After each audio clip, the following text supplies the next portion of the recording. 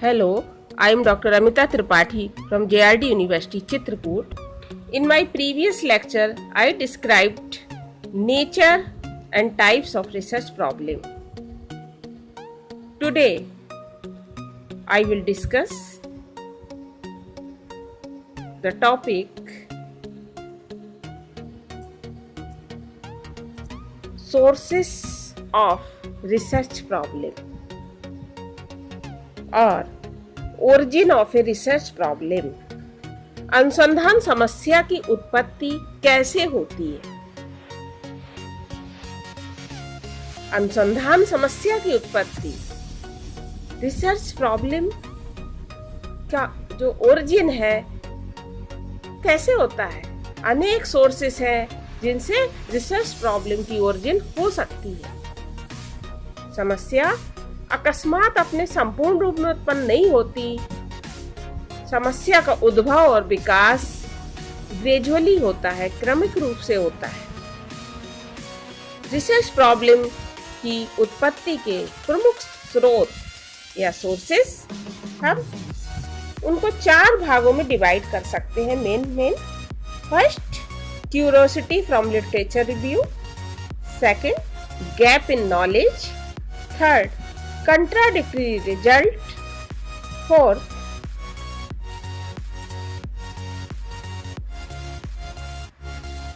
difficulty in explaining a fact. So, first point, curiosity from literature review. अनुसंधान विवरण से उत्पन्न जिज्ञासा। जब भी कोई रिसर्चर रिसर्च करना चाहता है तो उस प्राथमिक अवस्था में अन्य रिसर्चर्स द्वारा किए गए जो रिसर्च हैं, उनके जो शोध परिणाम प्रकाशित होते हैं, उनको पढ़कर प्राप्त परिणामों के प्रति कभी-कभी संदेह उत्पन्न होता है और ऐसे में रिसर्चर के सम्मुख एक तरह की रिसर्च प्रॉब्लम की उत्पत्ति होती है।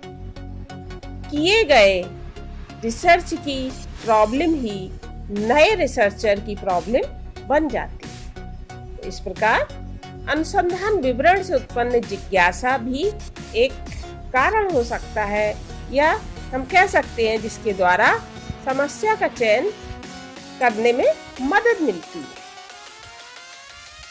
Second point, gap in knowledge, ज्ञान का अधूरापन। कभी कभी जानकारी होती है किंतु इनकम्प्लीट होती है, अधूरी जानकारी होती है। आवश्यक जानकारी के अभाव में ज्ञान में क्या होता है? अपूर्णता होती है, एक प्रकार का गैप होता है।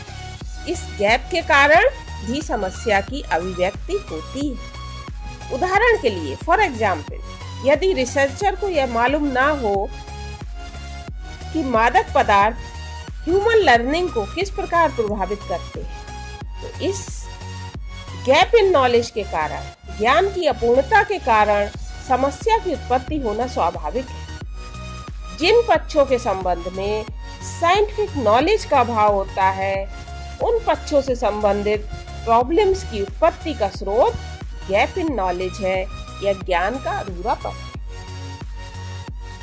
नेक्स्ट पॉइंट, कंट्राडिक्टरी रिजल्ट और म्यूचुअल कंट्राडिक्टरी रिजल्ट, परस्पर विरोधी परिणाम। जब रिसर्चर किसी विशेष क्षेत्र से संबंधित रिसर्च लिटरेचर का एक क्रिटिकल सर्वे करता है या उसका ध्यान से वो अध्ययन करता है, तो एक ही समस्या पे किए गए 2 पृथक अनुसंधानों के परिणाम कभी-कभी परस्पर विरोधी मिलते हैं। अतः रिसर्चर के लिए यह प्रॉब्लम उत्पन्न हो जाती है कि उन परस्पर विरोधी उपलब्धियों में कौन सी सही है और कौन सी त्रुटिपूर्ण है। फॉर एग्जाम्पल, जब एक अध्ययन से ये पता लगता है कि लड़के और लड़कियों के चयनात्मक प्रतिक्रिया काल में सार्थक अंतर नहीं है, और दूसरे रिसर्च के अनुसार जेंडर डिफरेंस के कारण चयनात्मक प्रक्रिया काल में सार्थक अंतर देखने में आया है, तो इन दो परस्पर विरोधी उपलब्धियों में से कौन सी सही है और कौन सी गलत, इसके लिए एक नवीन समस्या की उत्पत्ति हो जाती है। Next point, difficulty in explaining a fact. कभी कभी एक रिसर्चर को या साइंटिस्ट को फैक्ट की जानकारी तो होती है, किंतु उसके लिए उस फैक्ट का एक्सप्लेनेशन संभव नहीं होता। वो उस तथ्य की व्याख्या करने में समर्थ नहीं हो पाता है या उस तथ्य का कारण नहीं बता पाता है। ऐसी स्थिति में समस्या की उत्पत्ति होती है। इस प्रकार एक वैज्ञानिक के सम्मुख या कभी कभी एक शोधकर्ता के सम्मुख उस समय भी एक समस्या उत्पन्न होती है जब वह एक नवीन तथ्य की जानकारी को पूर्व स्थापित सिद्धांत से संबंधित नहीं कर पाता है। उदाहरण के लिए गिब्सन 1934 ने पाया कि एक दृष्टि क्षेत्र में एक वक्र खड़ी रेखा को बहुत देर तक देखते रहने के बाद उसी क्षेत्र में एक विरोधी दशा में वक्र खड़ी रेखा को देखने पर वह एक सीधी खड़ी रेखा के रूप में दिखाई देती है। उस समय तक की ज्ञान राशि के आधार पर इसकी व्याख्या करना असंभव था। परिणाम स्वरूप आकृति अनुप्रभाव का गोचर अन्य मनोवैज्ञानिकों के लिए एक महत्वपूर्ण समस्या बन गया।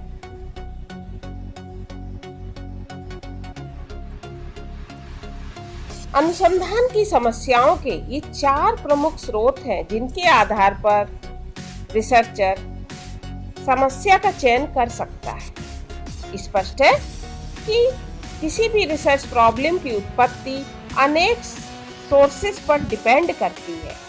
अनुसंधानकर्ता की अंतर्दृष्टि, अनुसंधान विवरण से उत्पन्न जिज्ञासा, ज्ञान का अधूरापन, परस्पर विरोधी परिणाम, तथ्यों की व्याख्या की असमर्थता की जानकारी, वैज्ञानिक कल्पना, ज्ञान वृद्धि की तीव्र इच्छा, प्रशिक्षण आदि कारक समस्या की उत्पत्ति के स्रोत हो सकते हैं। अंत में मैकगुइगन की बात से हम अपने टॉपिक को विराम देंगे। मैकगुइगन के अनुसार हम किसी विज्ञान की परिपक्वता उसकी समस्याओं की संख्या के आधार पर जान सकते हैं। जो विज्ञान जितनी अधिक समस्याओं का सामना करता है वह उतना ही विकसित होता है। Thank you.